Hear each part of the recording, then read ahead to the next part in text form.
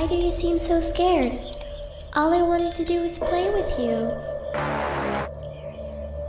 Hi, assalamualaikum semua orang. Kembali Nasim here. I hope you are in the bawah.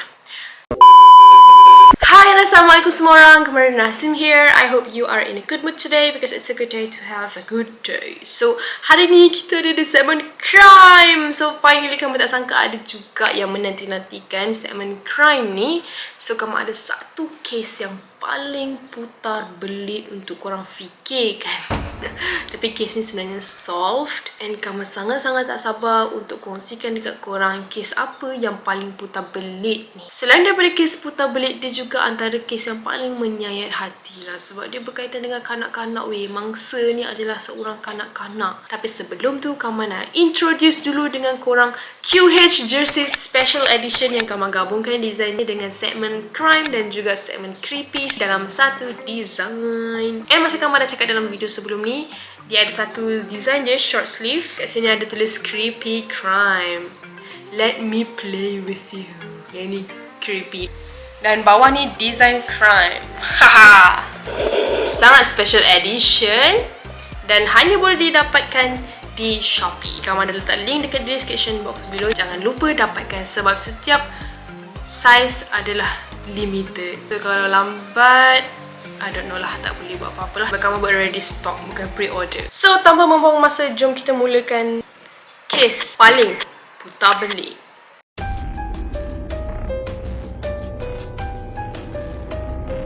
Okay guys, kisah ni berlaku pada tahun 1998 dan kes ini terjadi kepada seorang kanak-kanak yang bernama Maddie Clifton berumur 8 tahun.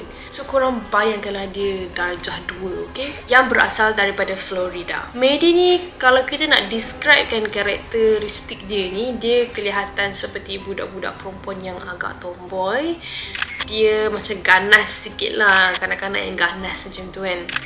Dia seorang yang ceria, sentiasa senyum dan dia juga tinggal serumah dengan mak dia, ayah dia dan juga seorang kakak dia yang bernama Jessie berumur 11 tahun.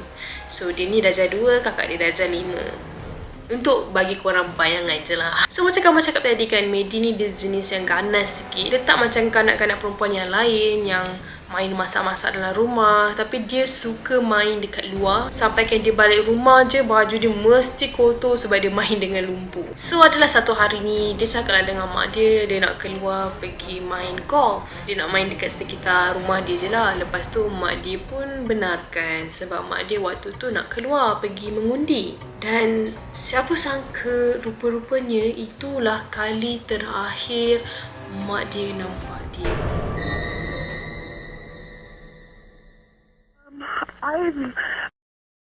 I went out to play this afternoon. I thought she was with her, and now she's missing. How old is she?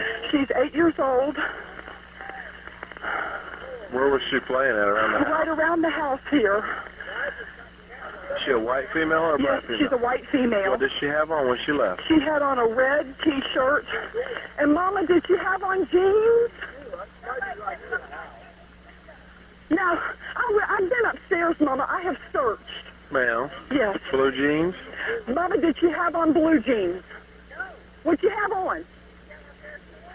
What kind of shorts? Pair of shorts? She had on a pair of shorts and a red T-shirt. She blonde hair? Black No, hair? she's got reddish brown hair. It's actually a brown with an auburn tint to it. What's her name? It's short. Her name is Maddie. She goes, it's Madeline. What's her last name? Clifton. C-L-I-F as in Frank, T-O-N. When's the last time anybody saw her? Mama, what time did I come home from boating? About 5:30? About 4:30 to 5 o'clock. About 5:30 was the last time we saw her. And I was letting the kids play out here for a little while, and then she disappeared, and nobody knows where she's at. Does she have any friends nearby? Did you go check? I got every neighbor out here right now. Okay, the police will be there shortly, ma'am. You keep looking, okay? Okay, do you know where I am? I mean, I'm at the corner of Fleetwood and Stephen is right there. What is it? My husband just came home. And, hold on just a moment.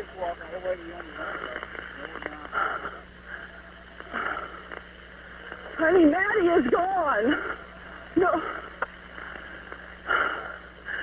Okay, my husband just pulled up, but she's not with him, of course. Okay, the police are going to be there shortly, ma'am, okay? Thank you. Bye-bye. Bye. So yang korang dengar tadi tu adalah panggilan kecemasan 911 yang dibuat oleh Mak Maddie yang bernama Sheila. Mak dia terus call 911 sejurus lepas dia perasan yang anak perempuan dia dah hilang. Lepas dah buat panggilan 911, polis terus datang ke rumah Maddie dan ramai sangat orang dekat area rumah tu keluar mencari Maddie. So kiranya satu Florida tu tahu berita yang ada seorang kanak-kanak anak jiran dia orang ni hilang. Of course lah ramai yang panik, dah start jaga anak masing-masing, takut ada penculikan ke, dan atas rasa simpati juga diorang ni turun untuk sama-sama cari Maddie yang hilang. Dan diorang fikir mungkin Maddie sesat kat mana-mana ke sebab dia baru berusia 8 tahun. Mungkin juga dia sesat tak jumpa jalan pulang sebab main dekat kawasan yang terlalu jauh. So waktu tu kan ramai sangat orang volunteer buat kempen, buat poster, flyer untuk mencari Maddie. So polis pun start lah kan ketuk-ketuk setiap pintu rumah jiran-jiran yang dekat situ sebab polis nak siasat siapakah orang yang terakhir melihat Maddie Clifton. So polis dapat tahu orang terakhir yang nampak Maddie Clifton adalah kawan Maddie aka jiran depan rumah dia yang bernama Joshua Earl Patrick Phillips. Kita panggil dalam cerita ni Josh. Sebab petang tu Maddie keluar main dekat depan rumah Josh tadi tu. Rumah diorang ni dekat je guys, depan-depan je. Lepas tu bila polis tanya, Josh ni cakap lah, kami bermain baseball dekat depan rumah saya. Kemudian Maddie pulang ke rumah sekitar jam 5 petang dan waktu tu lah Maddie dilaporkan hilang. Kiranya Josh nampak yang Maddie ni last kali dia balik rumah pukul 5 petang. And then dia tak tahu dah Maddie pergi mana. Awal-awal tu Josh ni panik juga. Dia tanya dekat Mak Maddie apa yang berlaku sebab dia nampak ada ramai sangat orang, jiran-jiran semua kat kawasan rumah Maddie tu. Lepas tu Mak dia pun bagi tahulah yang Maddie ni sebenarnya hilang. And Josh sangat-sangat sedih. Dia pun join sekali community untuk cari Maddie. Dia tolong macam-macam lepas dapat tahu kawan dia tadi tu hilang. Dia tolong print flyers, dia tolong juga tampal-tampal flyers. Waktu tu memang banyak sangat muka Maddie terpampang dekat billboard, dekat t-shirt sepanjang kempen mencari Maddie berlangsung. And ayah dia letak reward sebanyak $50,000 kalau ada sesiapa terjumpa Maddie. $50,000 tu pun termasuk dengan ada orang-orang yang bagi sumbangan lah dalam kempen tu kan. So polis masih lagi buat siasatan cari suspek dan suspek pertama adalah salah seorang kejiranan dekat situ yang bernama Larry Grisham. Dia terus tahan lelaki tu sebab lelaki tu ada rekod jenayah seksual pada masa lampau.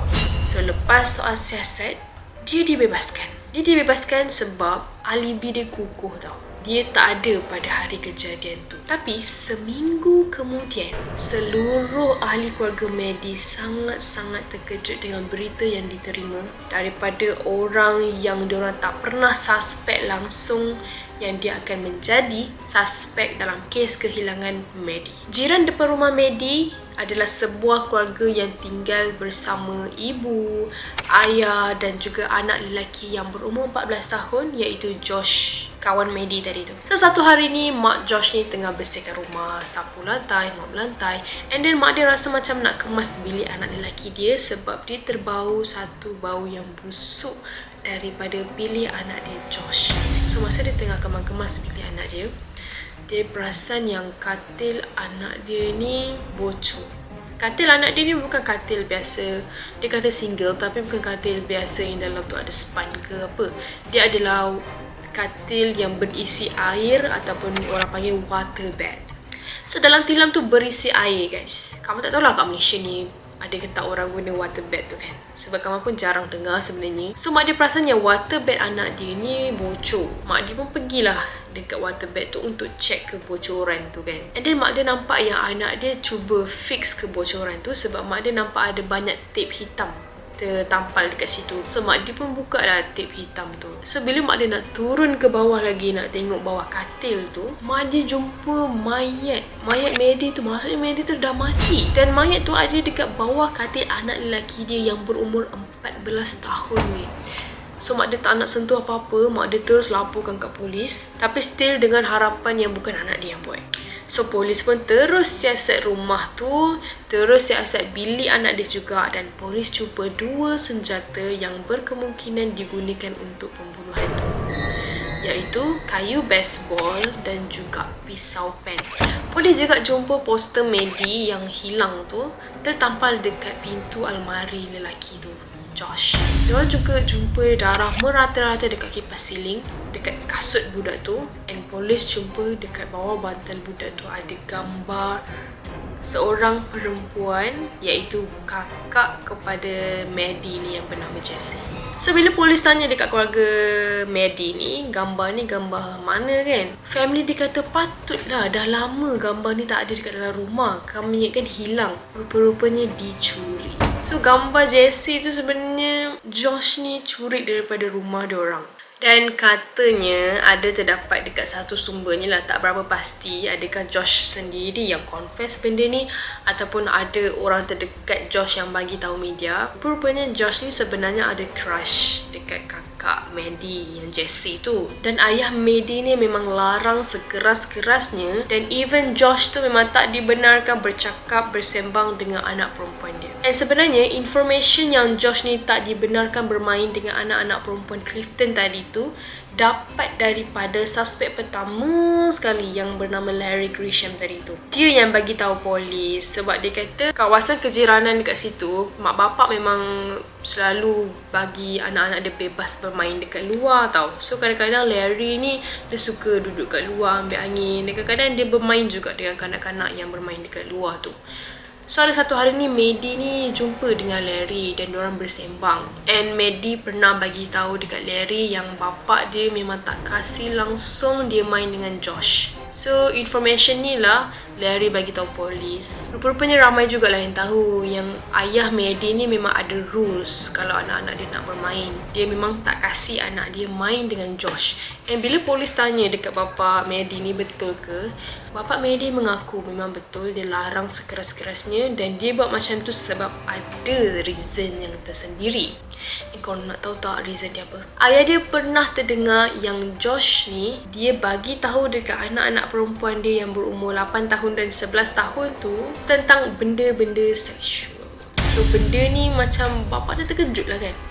Kecil-kecil lagi dah pandai cakap benda-benda tak elok. Baru 14 tahun kot. Lepas tu dia mengajar pula dekat budak-budak perempuan yang belum balik tu. Sejak daripada ayah dia dengar perbualan kanak-kanak tu, ayah dia memang tak bagi langsung anak-anak perempuan dia main dengan budak tu. So, polis dengar benda tu, polis terus pergi ke sekolah Josh, tangkap Josh serta merta. Bila polis check background Josh ni kan, Josh ni satu-satunya anak tunggal yang tinggal dalam rumah family dia tu. And the check family background Josh ni pula, dua-dua mak bapak dia ni okey. Sangat menyayangi anak dia dan sangat ambil tahu tentang anak dia, dan dia memberi apa sahaja yang anak dia mahukan. Disebabkan Josh ni the only anak yang diorang ada. So apa yang polis dapat tahu, Josh ni bukanlah budak lelaki yang pelik. Dan apa yang mengejutkan, dekat sekolah dia, Josh ni seorang budak yang normal. Dia punya keputusan exam semua okay, not bad. Dia join semua aktiviti kat sekolah tu, even aktiviti dekat luar sekolah macam camping pun dia join. Dia ada ramai kawan-kawan. So dia ni dikategorikan budak yang normal. Jadi benda ni membuatkan polis ni terduduk kejap lepas tangkap budak ni, sebab polis tak nampak depan mata diorang ni adalah seorang pembunuh. Sebab dia memang macam budak lelaki yang normal, yang biasa. Tapi apa yang diorang tahu, diorang kena juga tangkap budak ni untuk siasatan sebab diorang jumpa mayat kanak-kanak yang hilang dekat bawah katil dia. So startlah soal siasat yang pertama. So ini adalah cerita daripada side Josh pula tau. Apa yang Josh sendiri cakap dekat polis. So dia pun startlah buat confession. Dia ceritalah dekat polis. Semua ni sebenarnya terjadi sebab tu Maddie bermain seorang-seorang dekat luar. Tapi waktu tu tak ada orang pun yang main dengan dia. Maddie ketuk dekat semua pintu jiran-jiran yang lain, tapi tak ada seorang pun yang nak bermain dengan dia. Sampailah Maddie ketuk ketuk pintu rumah saya. So Josh ni cerita dekat polis tu kan, Maddie ketuk pintu rumah Josh untuk ajak main bersama. Tapi Josh ingat yang kata-kata mak bapak dia. Mak bapak Josh ni tak kasih Josh keluar main tanpa kebenaran. Dan waktu tu mak bapak Josh tak ada. So Josh waktu tu home alone dalam rumah tu. Disebabkan dia teringat dengan kata-kata mak bapak dia, dia tak naklah keluar bermain tanpa kebenaran. So dia kata dekat Maddie, sorry I cannot play with you sebab I'm home alone right now. Mak ayah belum balik lagi. Josh nampaklah yang Maddie main sorang-sorang kat luar. Jadi Josh rasa kesian pula. Bila Josh tengok macam tu, Josh ubah fikiran untuk keluar rumah dan main dengan Maddie. So waktu tu diorang tengah main baseball dekat kawasan rumah Josh. Dan apa yang Josh cerita dekat polis, waktu tu Josh pukul bola dan Maddie pula jadi pitching. Dia tangkap bola tu lah kan. So everything okay sampailah ada satu kejadian ni di mana Josh pukul bola dan bola tu terkena dekat mata Maddie. Maddie terus menangis kesakitan, meraung sakit-sakit. Waktu tu berlumuran darah muka dia. Dan Josh kata waktu tu dia panik sebab mak bapak dia memang tak kasih Josh ni keluar bermain without permission. And dia juga tahu yang mak bapak Maddie tak kasih Maddie bermain dengan dia. So dia takut dia kena marah. Tapi Maddie lagi kuat menjerit, menangis sebab kesakitan. So Josh kata dekat polis yang dia tarik Maddie disebabkan Maddie tak boleh berjalan dan sangat lemah waktu tu. Dia terpaksa heret Maddie masuk ke rumah Josh dan sampailah ke bilik Josh. Bilik Josh ada dekat tingkat atas. Bila dah sampai ke bilik Josh ni cuba fikir untuk stopkan Maddie daripada menangis dan terus menangis. So Josh menjerit-jerit dekat depan Maddie, suruh dia diam. Tapi itu membuatkan Maddie ni lebih menangis lagi. So Josh terasa sangat tak tahan dengan keadaan waktu tu. Dia pun ambil kayu baseball, dia pukul kepala Maddie sebanyak 2 kali. Dan dia bagi tahu polis, lepas daripada tu dia terus nyorokkan Maddie bawah katil dia. Dan itu yang dia cerita dekat polis. So, ada yang kata Josh ni sebenarnya menipu, or at least separuh daripada cerita yang dia ceritakan dekat polis tu benar dan yang lain tu semua tipu. Sebab bukti-bukti yang polis jumpa dan juga hasil autopsi yang dibuat ke atas mayat Maddie tu agak bercanggah dengan cerita yang Josh cerita tadi. So, ini adalah teori daripada polis guys. Polis tu jumpa hasil daripada autopsi Maddie tadi tu. First kecederaan yang Maddie kena adalah bukan daripada kayu baseball. Polis tak jumpa pun kesan luka dekat badan Maddie ni yang berpunca daripada bola baseball tu. Tapi kecederaan pertama yang polis jumpa dekat mayat Maddie ni adalah kesan dicekik. Hasil daripada autopsi tu mengatakan yang Maddie ni dicekik selama 15 minit dengan wayar elektrik. Dan percubaan pertama ni tak dapat membunuh Maddie serta-merta sebab mungkin ikatan wayar elektrik tu tak cukup ketat dekat leher Maddie. Tapi benda tu cukup meninggalkan kesan yang lama dekat leher Maddie tau. Sebab walaupun dah jadi mayat kan, still nampak kesan yang sangat kuat. Dan polis percaya yang tu percubaan Josh untuk buat Maddie berhenti menangis. Tapi tak berjaya. So barulah Josh ambil kayu baseball dan pukul kepala Maddie sebanyak 2 kali. Kiranya Josh ni dia tak mention pun yang dia cekik Maddie menggunakan wayar elektrik depan polis. So kat situ dah nampak ada yang dia sorokkan sesuatu. Dan polis punya teori kan, mungkin Josh ni panik sebab dia terdengar bunyi kereta ayah dia dah balik. And Josh ingat yang Maddie dah mati selepas dicekik dengan wayar elektrik tadi. Dan selepas dipukul dengan kayu baseball sebanyak 2 kali. Sebab tu, dia terus seret mayat Maddie dekat bawah katil. Dia turun bawah and ayah dia masuk rumah. Dia buat macam tak ada apa-apa yang berlaku. Dan selepas tu, dia naik atas balik. And waktu tu lah, dia terdengar ada suara Maddie sedang menggerang kesakitan. Maksudnya, waktu tu Maddie masih hidup. So, korang bayangkan Maddie masih merasa kesakitan masa tu. And Josh, dia tak biarkan macam tu je. Oh my god. Aish, asal aku terkejut. Dan Josh tak biarkan Maddie macam tu je. Dia tarik balik Maddie daripada bawah katil. Dia ambil pen pisau yang terdapat dekat almari dia. Tikam Maddie di leher, di dada sebanyak 11 kali. Lepas dia tikam, dia percaya yang Maddie ni dah mati. Barulah dia sorok balik kat bawah katil buat kali terakhir. Dan apa yang kejamnya lagi guys, sebenarnya mayat Maddie ni ditemui dalam keadaan yang separuh naked. T-shirt dia digulung sampai ke leher. Dia punya seluar, dia punya underwear semua dah terbuka. Kasut pun dah terbuka kecuali stocking masih terpakai. Tapi dalam hasil autopsi memang tak jumpa pun serangan seksual dekat Maddie. Tapi walaupun tak jumpa serangan seksual dalam hasil autopsi ni, tak bermakna yang Josh ni tak ada motif buat serangan seksual terhadap Maddie. Sebab bila polis tanya pasal seluar dekat Josh, kenapa dah terbuka kan, dia kata tu waktu dia heret Maddie naik ke tangga kan, ke dalam rumah dia, seluar Maddie tu sebenarnya dah tertarik. Lepas tu dia punya underwear pula tertarik. So bila polis cek seluar tu sangat bersih. Tak ada pun kesan rumput ke, tanah ke, kotor ke, sebab katanya diheret sampai tertanggal sendiri. Bila heret sampai tertanggal sendiri, mesti ada kesan-kesan kan yang ada dekat seluar tu, tapi tak ada.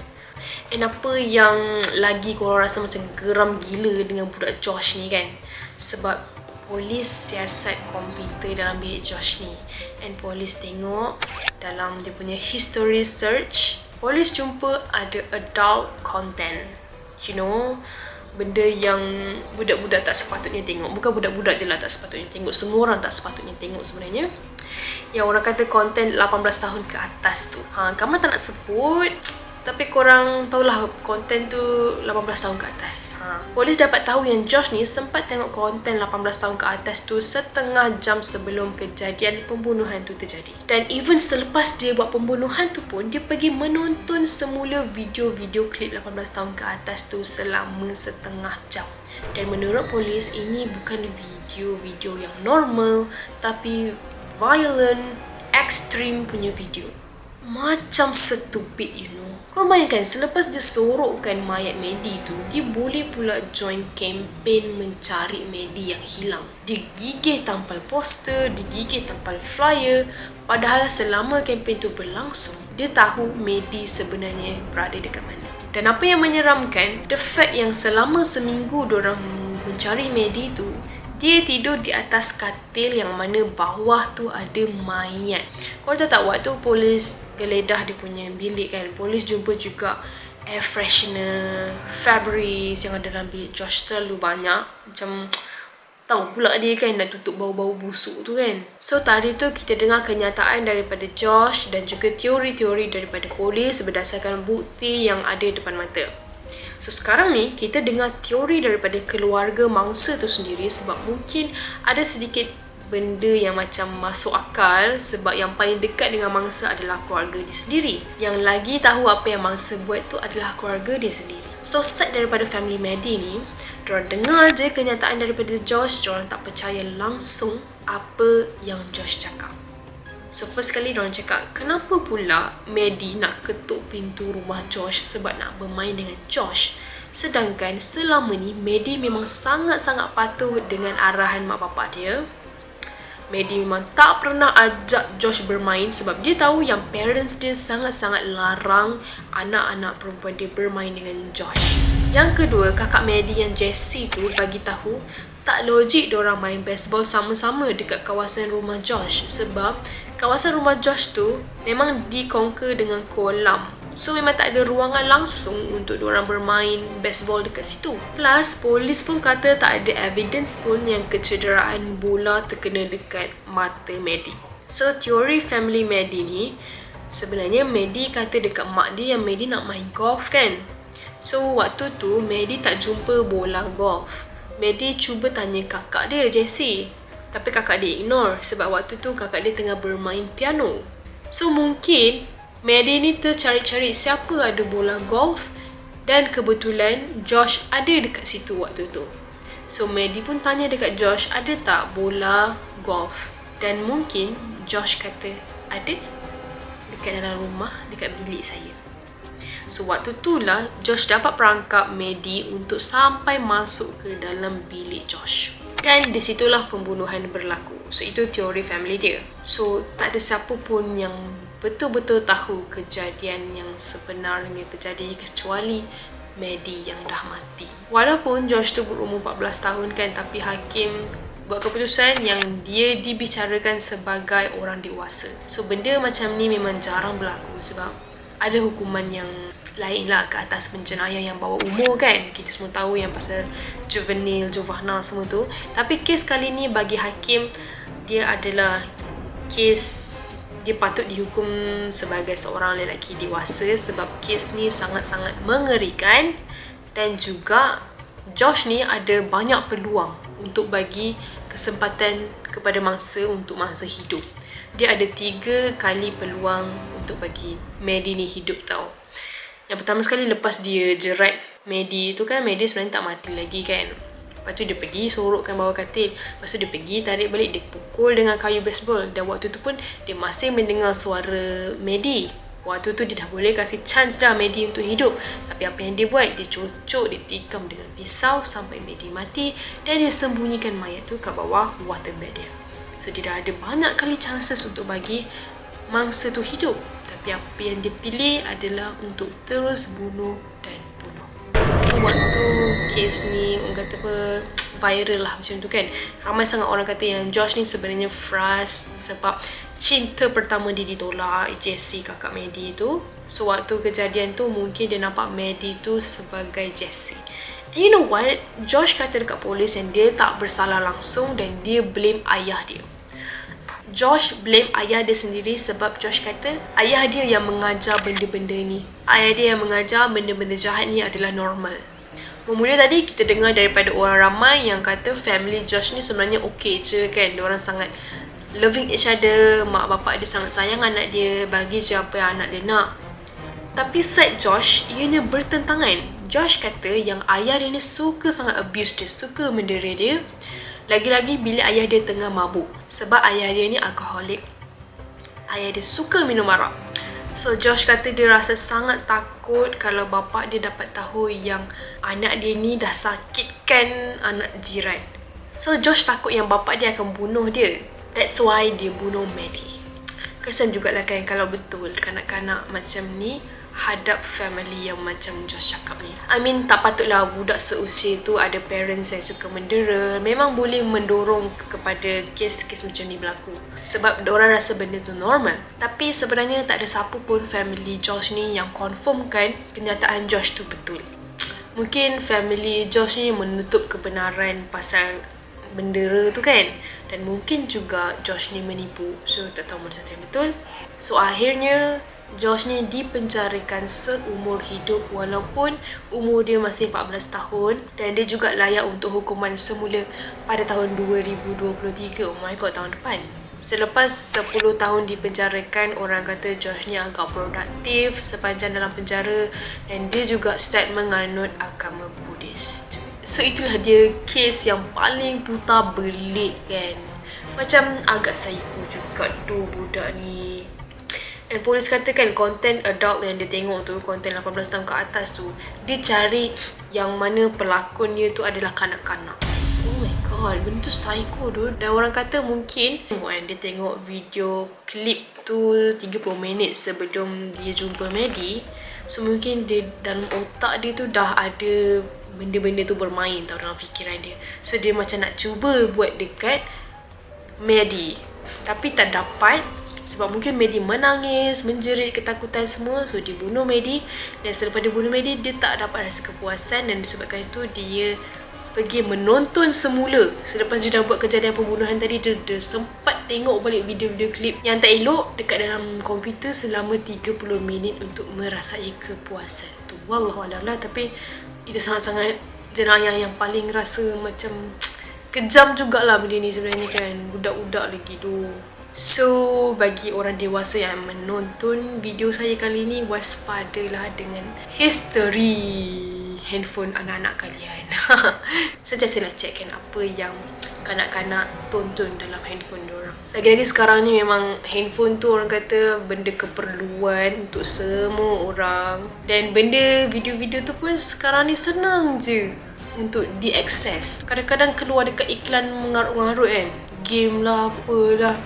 Dan siapa sangka tengok video tu pun boleh mendorong kepada buat jenayah. Wallahualam. So korang rasa itu sajalah video untuk hari ni. And last sekali, jangan lupa dapatkan QH Jersey Special Edition hanya dekat Shopee. Stoknya sangat terhad. Kamu dah cakap setiap size tu stoknya terhad. So korang cepat-cepat tukar dan dapatkan segera. Lepas tu jangan lupa OOTD and tag mention IG Kamarina Hasim. So thank you dah tengok video sampai habis. For those who are new to my channel, don't forget to hit the subscribe button below and turn on the notification bell so that you will not miss any video that I post. See you in my next video. Bye bye!